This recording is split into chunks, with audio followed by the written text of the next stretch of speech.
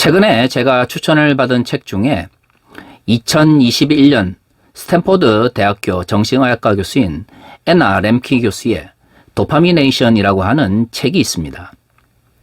이 책의 추천서를 보니까 우리가 살아가고 있는 이 세계는 사람들을 중독시키기 위한 체계로 구성되어 있다라고 하는 조금은 도발적인 문구로 되어 있더군요. 사실 우리가 살아가는 이 세상 속에서 그것이 SNS든 아니면 다양한 형태의 기존의 매스미디어든 사람들을 특정한 방향으로 이끌기 위한 노력들은 이전부터 계속해서 이어져 왔습니다. 후기 자본주의 이론 중에서도 사람들이 왜 소비를 하느냐라고 하는 다양한 이유를 설명하는 이론들이 있었는데요. 그 중에 하나가 초기 자본주의의 목적과 달리 후기 자본주의에 들어서서 사람들에게 소비는 우리의 필요를 채우기 위한 것이 아니라 소비 그 자체를 위해서 사람들이 조종되어진다라고 하는 주장들이 있었습니다. 사람들이 자본주의를 만들어낸 것은 근대적 의미의 합리적인 시장을 통해서 사람들의 수요와 또한 필요를 채우기 위한 것이었습니다. 하지만 자본주의가 더욱 발전하면서 어느 순간 사람들의 필요와 또한 욕구의 문제보다는 소비 그 자체 그리고 그 소비를 통해서 얻어지는 이익 때문에 사람들에게 소비를 강요하거나 또한 소비를 유도하는 후기 자본주의적 모순이 생겨나게 된 것이죠. 도파미네이션이라고 하는 책도 이러한 연관성 속에 있는 것 같습니다. 그 조종의 가장 중요한 요인 중에 하나가 사람들에게 짧은 기쁨과 일시적인 활락을 제공하는 이 현대의 문명에 대한 비판이 충분히 담겨 있을 거라 생각합니다. 제가 이 책에 관심을 가지게 된 것은 많은 현대인들이 행복을 추구하면서도 정작 자신들이 원하는 행복이 무엇인지 잘 알지 못하는 경우가 많기 때문입니다. 누구나 이 세상을 살아가면서 행복한 삶을 살아가기를 원합니다. 문제는 내가 어떠한 상황 속에서 행복을 누리게 되는지에 대해서 먼저 물어봐야 하는데요. 현대사회는 현대인들에게 스스로 그것을 생각하거나 또한 성찰할 수 있는 시간 혹은 기회를 제공하지 않습니다. 도파미네이션이든 아니면 후기 자본주의 소비 이론이든 간에 어느 순간 더 많은 이익과 혹은 짧은 활락 혹은 짧은 기쁨을 위해서 삶의 본질적인 행복과 기쁨이 무엇인지를 잊어버리고 살아가게 되는 것이죠. 물론 짧은 시간이나마 인간을 행복하게 만드는 심리적 혹은 생리학적 요인들을 저는 무조건적으로 부인하는 것이 아닙니다. 문제는 그것이 워라밸이든 아니면 그것이 도파미네이션이든 다양한 형태로 표현되어진다 할지라도 본질적으로 인간을 행복하게 하는 가치에 대해서 생각해보지 않은 상태에서 짧은 희락과 일시적인 기쁨을 위해서 살아가다 보면 어느 순간 자신의 삶이 왜 행복한지 혹은 무엇 때문에 행복한지에 대해서 그 본질적 가치를 잊어버리게 된다고 하는 것이죠. 사실 이것은 단순한 인간의 행복의 문제나 혹은 도파민의 문제는 아닙니다. 우리가 이 세상을 살아가다 보면 일시적으로 얻게 되는 성과로 인해서 우리가 추구해야 될 본질적인 가치가 훼손되는 경우가 많이 발생하게 되는 것이죠. 그것은 교회도 마찬가지입니다. 사실 과거 한국교회의 70년대와 80년대의 성장을 돌이켜보면 놀랍다라는 말밖에는 할 말이 없습니다. 각 교회는 성장을 위해서 굉장히 다양한 프로그램을 제공했고요. 많은 일이 교회 성장을 위해서 노력하였습니다. 교회가 성장하는 모습을 보며 기쁨을 누리며 거기에서 만족감을 누리는 이들도 많았죠. 문제는 그것이 본질적으로 교회가 교회되게 만드는 길로 이끌었냐 하는 것입니다. 교회는 이 세상에서 하나님 나라의 가치를 선포해야 될 의무와 사명을 가지고 있습니다. 교회가 성장을 하든 아니면 교회가 어떤 특별한 활동을 하든 그것은 그 가치와 그 본질적 사명을 이루기 위한 것이어야 하는 것이죠. 그것이 아니라면 교회는 정체성을 잃어버린 채 세상의 집단과 구별되지 않게 됩니다. 하지만 한국교회가 급속하게 성장했던 70년대와 80년대를 돌이켜보면 과연 한국교회에서 이루어왔던 수없이 많은 프로그램들이 교회를 교회되게 만드는지에 대해서 의문을 제기하게 됩니다. 제 기억에 1986년에 평신도를 깨운다라고 하는 제자훈련 프로그램이 처음으로 시작된 걸로 생각합니다. 물론 그 프로그램을 시작하신 분은 그 당시 한국교회 중에서도 엘리트 계층들을 체계적으로 교육함으로써 미래의 한국교회의 큰 기둥을 세우기 위한 것이었다라고 저는 믿습니다. 하지만 그 제자 훈련이 본질적으로 한국 교회를 교회되게 만드는지에 대해서는 의문을 제기할 수밖에 없습니다. 제자 훈련이라고 하는 훌륭한 명칭 아래에서 단순히 강남 쪽을 중심으로 하는 부유한 엘리트층 그리스도인들에게 심리적 만족감 혹은 나는 다른 사람보다 훈련을 잘 받았기 때문에 우위에 있다라고 하는 불필요한 우월감을 제공하지 않았는지에 대해서 묻게 되는 것이죠. 물론 70년대, 80년대 그리고 특히 80년대 중반을 생각하면 당시에는 한국 사회에서 계층마다 다양한 교육적 상황이 있었기 때문에 편차가 심했습니다. 목사님들 같은 경우에는 막 유학을 마치고 한국에 들어와서 목회를 하는 분들도 많았죠. 그렇기 때문에 과거 목사님들 중에서는 평신도들을 교육하고 또한 그들을 자신의 수준만큼 끌어올리기 위하여 노력했던 분들도 계셨습니다. 그들의 열정과 그들의 열심을 저는 부인하지 않습니다. 하지만 그것이 과연 한국 교회를 교회되게 만드는지에 대해서는 저는 동의하지 않습니다. 물론 과거에는 그것이 필요했을지 모르겠지만 21세기 한국 교회에서 과연 평신도 프로그램이라고 하는 것이 과연 어떤 의미를 가지고 있는지 한 번쯤은 물어봐야 된다고 생각합니다. 과거처럼 목회자들이나 종교 지도자들이 평신도들보다 더 높은 지적 우위를 가지고 있거나 신학적 우위를 가지고 있는 것도 아닌 시대를 우리는 살아가고 있습니다. 이러한 상황 속에서 삶의 문제나 가치의 문제가 제대로 정립되지 않은 목회자들이 단순히 목사 안수를 받고 종교 지도자가 되었다는 만으로 평신도들을 깨울 수 있다 혹은 그들을 잘 교육할 수 있다라고 생각하는 것이 과연 21세기적 상황 속에 맞는가 하는 것이죠. 사실 21세기 들어 한국 교회의 중요한 변화 중에 하나는 평신도들의 수준이 목회자들만큼 굉장히 높아졌다고 하는 것입니다. 이와 반대로 과거 사회적 존경을 받았던 목회자들의 수준은 그 이전만큼 그렇게 높지 않은 이러한 현상들이 일어나기 시작한 것이죠. 그렇기 때문에 21세기적 목회는 목사와 평신도 혹은 목사와 교인이라고 하는 이분법적인 사고방식이 아니라 그리스도인으로서 서로의 다른 직분을 가진 자로서 서로 협력하며 또한 도움을 주고 받을 수 있는 그러한 공동체적 의식을 가져야 합니다. 하지만 과연 한국의 21세기를 살아가는 많은 목사님들이 그러한 목회적 인식을 가지고 살아가고 있는지에 대해서는 한 번쯤 질문을 던질 수밖에 없는 것이죠. 도파민 중독이 인간의 본질적인 삶의 가치 혹은 행복의 가치에 대해서 외면하게 하는 것처럼 교회 성장이라고 하는 것이 교회의 모든 삶의 가치를 지배하게 되면 교회에서의 정체성을 잊어버리게 됩니다. 과거에는 평신도나 아니면 일반 교인들보다 더 종교적 우위에 있다라고 생각되어지는 그리고 종교적 존경을 받았던 목사들이나 종교 지도자들이 존재했기 때문에 그러한 일들이 가능했습니다. 하지만 지금은 과거처럼 종교 지도자거나 혹은 담임 목사이기 때문에 무조건적으로 위계적으로 가르칠 수 있다고 생각한다면 그것은 시대를 제대로 읽어내지 못하고 있는 것이죠.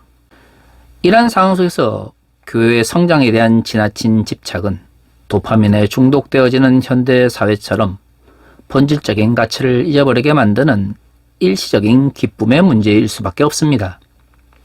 교회는 성장하기 위해서 존재하는 것이 아니라 교회는 교회로서의 역할과 사역을 감당하기 위해서 존재하기 때문이죠. 사실 한국교회에서 발생하고 있는 수없이 많은 문제들의 대부분은 일반 성도들이나 평신도들에 의해서 발생하는 것이 아니라 종교 지도자라고 불리는 담임 목사들이나 교회의 교육자들에 의해서 발생하게 되는 것이죠. 이러한 측면에서 정말로 한국 교회를 성숙하게 만드는 것이 평신도를 깨우고 평신도 교육을 제대로 해서 이루어지는 것인지 스스로에게 물어보게 됩니다. 제가 생각하기에는 21세기는 더 이상 평신도들을 깨울 필요가 없습니다. 지금 한국 교회가 새롭게 변화되기 위해서 필요한 것은 목회자들을 깨워야 하는 것이죠. 교단이든 아니면 어떤 교회 공동체든 문제가 있는 목회자들을 바로잡거나 그들을 징벌하거나 아니면 처음부터 문제가 있는 목사들이 자신들의 권력을 남용하지 않도록 할 수 있는 체계를 만들어야 하는 것입니다. 사실 이것은 성서에서 말하고 있는 목회자들의 역할과 비교해보면 너무나 안타까운 현실입니다. 왜냐하면 오늘 우리가 읽은 이 본문의 말씀은 목회자들에 대한 분명한 가치관과 방향성을 제시해주고 있기 때문이죠. 오늘 우리가 읽는 본문 말씀대로 장로들 중에 목사를 뽑고 종교 지도자들을 뽑는다면 한국교회가 지금 직면하고 있는 다양한 문제들은 거의 발생하지 않을 것입니다. 그러면 왜 그토록 문자주의를 좋아하는 한국교회에서, 특히 보수적이면서 근본적인 교회에서 장로 혹은 목사들에게만 이런 성경에 기록되어 있는 문자주의적인 윤리의식을 요구하지 않을까요? 그것이 바로 자의적인 성경 해석의 문제입니다. 오늘 우리가 읽은 본문 말씀을 자세히 살펴보면 바울은 문제가 있었던 에베소 교회를 향해서 종교 지도자들의 역할을 굉장히 강조하고 있습니다. 우리가 지금까지 살펴본 것처럼 디모데전서는 바울이 에베소에서 목회하고 있던 디모데에게 보낸 편지 첫 번째의 것입니다. 디모데가 목회했었던 그곳에는 다양한 문제들이 발생하고 있었는데요. 바울은 그러한 디모데를 권면하기 위해서 이 편지를 썼죠. 그리고 그 첫 번째로 선한 싸움을 싸울 것을 이야기하고 있습니다. 이것은 첫 번째 권면이자 디모데전서를 지배하는 굉장히 중요한 본문의 핵심입니다. 바울은 이 선한 싸움을 어떻게 교회 내에 있는 모든 성도들이 함께 싸워야 하는지에 대해서 디모데전서를 전반에 걸쳐서 설명하고 있기 때문입니다. 오늘 우리가 읽은 본문의 말씀 앞에 남성과 여성에 대해서 권면하는 이야기가 나옵니다. 흔히 남성 중심적인 해석 속에서 여성을 남성에 종속시키는 방향으로 해석되어졌지만 2장 전체를 자세히 살펴보면 바울이 교회 내 남성과 여성 모두에게 강조하고 있는 것은 선한 싸움, 즉 선한 일을 행하는 것에 집중되어 있습니다. 이것은 일반 성도들뿐만 아니라 교회 지도자들인 당시 장로나 집사들에게도 마찬가지로 적용되는 것이었습니다. 그래서 3장 1절에는 이렇게 이야기하고 있죠. 미쁘다 이 말이여 곧 사람이 감독의 직분을 얻으려 함은 선한 일을 사모하는 것이라 함이로다. 바울은 교회 내 직분으로서 장로와 집사에 대해서 이야기하고 있습니다. 그런데 바울의 이 전제 조건이 하나 있죠. 왜 장로가 되려고 할까요? 그렇습니다. 바울의 표현대로 말하면 선한 일을 하기 위해서 장로가 되려고 하는 것이죠. 장로의 정체성을 바울은 선한 싸움을 하는 사람, 그리고 선한 일을 하기를 원하는 사람이다라고 규정하고 있습니다. 선한 일을 하기 위해서 장로가 되고요. 선한 싸움을 이루기 위해서 장로가 되어야 하는 것이죠. 이 이후에 등장하는 것은 교회에서 중요한 역할을 감당하는 것만큼 그 직분에 합당한 사람이 되어야 된다는 이야기를 설명하고 있습니다.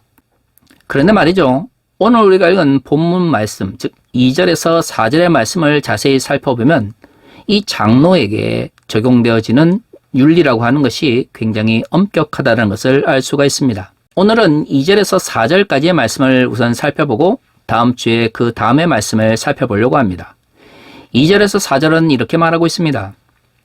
그러므로 감독은 책망할 것이 없으며 한 아내의 남편이 되며 절제하며 신중하며 단정하며 나그네를 대접하며 가르치기를 잘하며 술을 즐기지 아니하며 구타하지 아니하며 오직 관용하며 다투지 아니하며 돈을 사랑하지 아니하며 자기 집을 잘 다스려 자녀들로 모든 공선함으로 복종하게 하는 자라야 할지며.